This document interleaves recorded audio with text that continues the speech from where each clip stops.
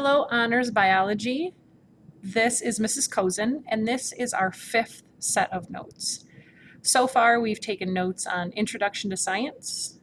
We've also taken notes on the metric system, characteristics of life, microscopes, and this is our fifth set of notes. So let's title these Scientific Method. Again, remember to take Cornell notes in the left column. You can write questions or stop every few slides and write a summary. Or not really a summary, write down if you can put any of your key ideas together. And at the end of your notes, summarize what you've learned, even if it's only one or two sentences. Scientific method. I'm sure that you guys have seen this before. I'm showing it to you in 6 steps. Very first step, making an observation, noticing a phenomenon. It's also called purpose or asking a question. Second, we form a hypothesis. Third, setting up a controlled experiment. Fourth, collecting and analyzing data. Fifth, drawing a conclusion. And last, publishing work for peer review.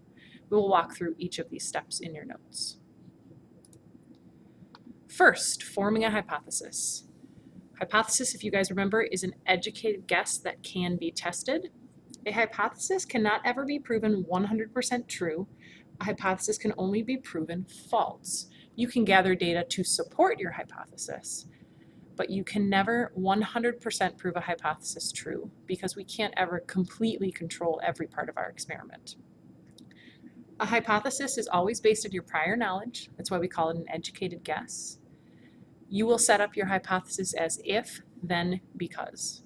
When you write a hypothesis, one quick way to remember it is if I change the independent variable, so you talk about the independent variable here, then something will happen to the dependent variable, and we will learn about those in the following slides, because, and that's where your educated guess or research would come in. You will be writing those for homework tonight in addition to these notes. Experimentation. The factors that change an experiment are called variables. When we have the opportunity in a controlled experiment, we want to try to keep just one variable changing. We call that the manipulated or independent variable. It's impossible for us to control every single part of our experiment, but we try to make sure that only one when we can. Think of it, it's like the, whatever new thing you're testing, the big part of your question. If I change this, will this happen?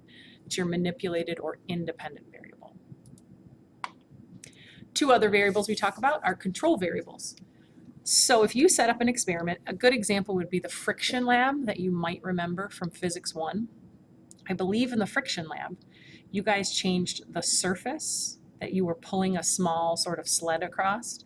You kept the sled the same, the weight the same, the force that you tried to pull with the same, and you changed the texture of the surface underneath it to try to measure your coefficient of friction, I believe. If you guys can remember, try to remember back to that lab from Physics 1, those were all variables that you controlled. Your independent variable was the surface you pulled it across. Now the responding or dependent variable, this is what you're going to measure. It's observed and changes in response to the independent variable. Usually your dependent variable is your data. That's one way that I try to remember it. So another example that we've talked about is, you've probably seen it before. If I have two plants, the exact same plant, exact same soil, same sun, same water, and my question is, does fertilizer make a plant grow taller? Everything that I keep the same is my controlled variable. The one thing I change, my manipulated or independent variable, is the fertilizer. And the responding would be, how tall is the plant? That would be the data that I would collect to compare that. That's one that's an example that's used very often. Now, sometimes, especially in biology, we can't control every variable in an experiment. And sometimes, especially when we're looking at organisms in the wild, we have to conduct what we call a field study. In a field study, we don't change anything. We're only observing what's happening, and we gather data from that. Collecting data. You have two types of data to collect. Quantitative. We like quantitative data if we can make it happen. It's expressed in numbers. Qualitative is usually terms or words like if you think something is good, or if you think something is bad, or an example to compare the two, qualitative data, you might say it's warm in here. Quantitative measurement of that would be it's 85 degrees. Qualitative would be I think this is heavy. Quantitative would be it weighs 17 kilograms. When possible, we always try to shoot for quantitative data. Now, once you have data collected, so we've designed an experiment, it's controlled, we've collected data, we can use that data to analyze what's happened and to make what we call an inference. An inference is logical interpretations based on prior knowledge. You can make an appropriate inference if you've used the correct units, correct significant figures. Sometimes you'll have to do some calculation for an inference, like you might have to find an average, or you might have to make a graph in order to interpret that data to see a larger pattern rather than just a data table. Drawing a conclusion, the second to last part of your lab. Once we have all of our data, we've analyzed it, we've made graphs if necessary, we can take that in our conclusion and evaluate our hypothesis. We can either accept it, which doesn't mean it's 100% proven, or we can reject it.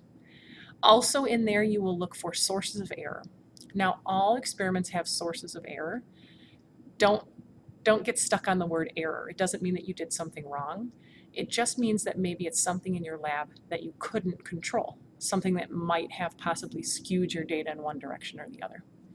So if we go through all of this, this data analysis and we conclude that we reject our hypothesis, very often we can go back, reevaluate our lab, look at some of our sources of error, fix them, revise, and then run the experiment again.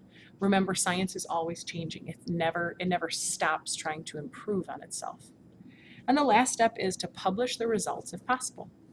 In this class, you will publish by peer review, where you look at each other's conclusions and, well, each other's lab reports. And from there, you will publish to me, actually. Now, scientists want to publish their results so that it can be shared with their peers.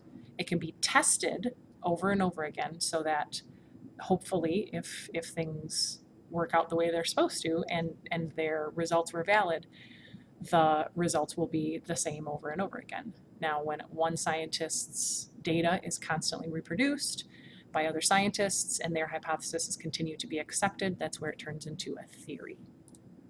And there's a theory, yes. So a scientist creates a hypothesis, an idea, the hypothesis is accepted, it's peer reviewed, it's tested over and over again, then that is accepted as a scientific theory. And then that scientific theory can be used as knowledge for scientists to continue to build on the idea. Remember, a theory is not always the absolute truth. As new evidence is uncovered, it can be revised or replaced. Science is always changing, and that includes our theories sometimes. And that is the last of your notes for Chapter 1.